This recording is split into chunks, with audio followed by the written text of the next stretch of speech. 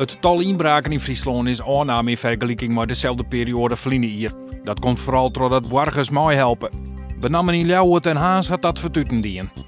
De provincie Friesland bleef in de daling wel achter bij de landelijke cijfers.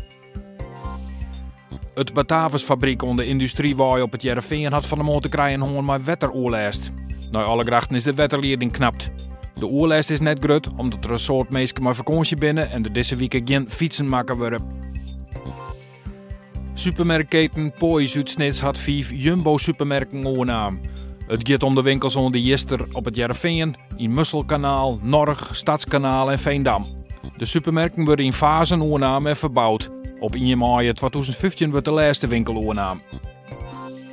Jong vindt de lottingplak voor de PC van Waasje in de Korenbeurs in Frenscher. Juster weer de haatklasse keertsen in Arem, die wordt jongen als generale repetitie van de PC.